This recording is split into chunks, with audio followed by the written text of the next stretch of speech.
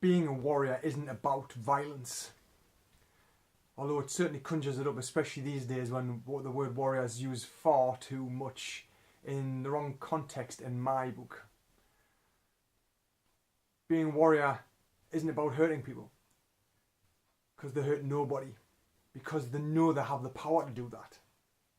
Whether that's physically or mentally or whatever it is, they know they're in control.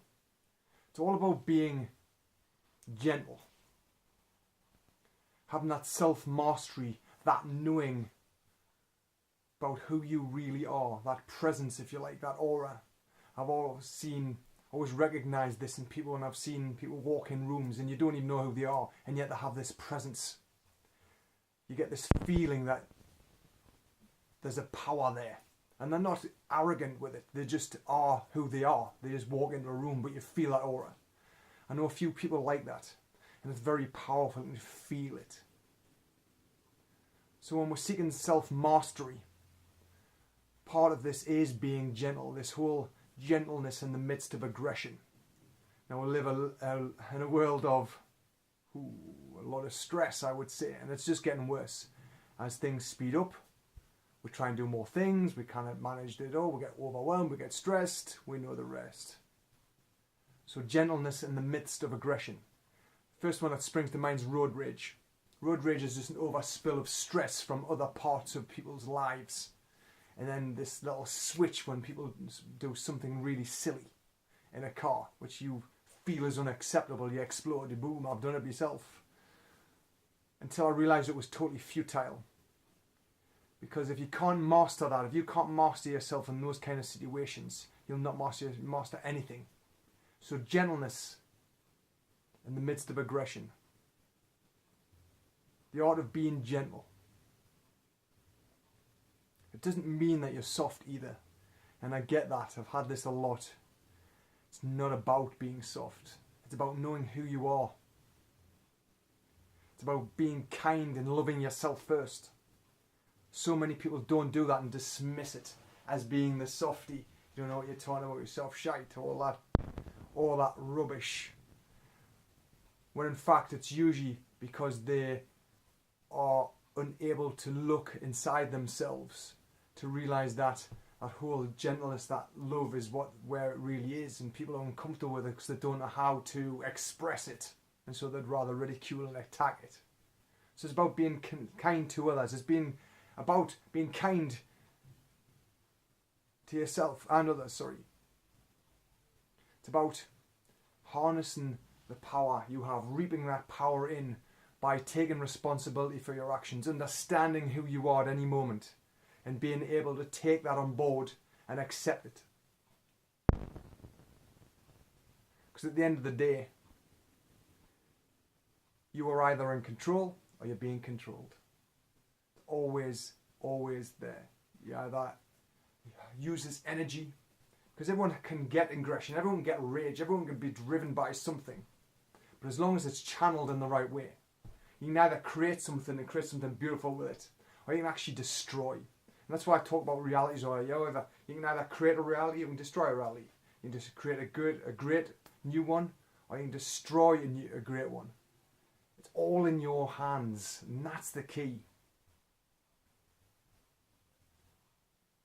When we know where our thoughts are come from, they only ever come from two places: love, fear. Fear is the destructive force. Love is the creative force.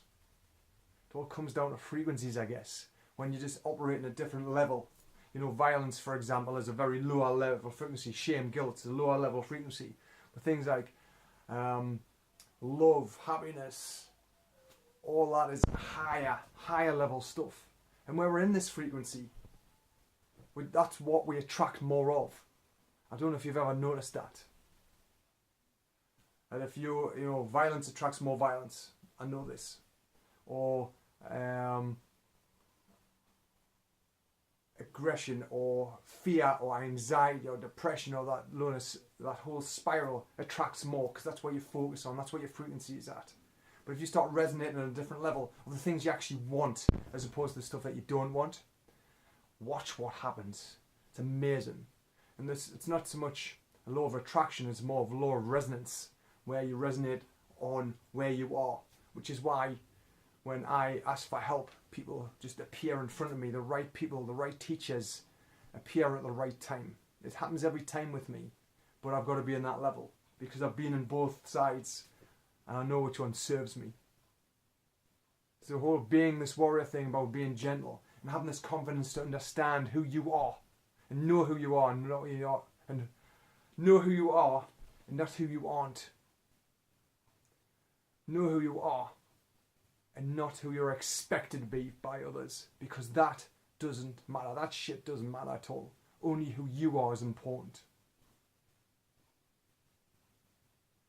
So here's something I've realized a lot. Being this warrior, being gentle. It's about how you conduct yourself in all areas of life. How you do one thing is how you do all things. So, here's a practice for you. Write down every area of your life, how you behave with your relationships with yourself, with your family, with your kids, with your wife, how you are at work, how you are with your own body. Write all these things down and see where you are sacrificing. And then take a step back and say, how can I improve this? What would a warrior do? Remember, it's not about hurting others or hurting yourself. It's the absolute opposite. It's being gentle with you, then gentle with others. So where are you in this? Thanks for watching. Until the next video, take care. See you later.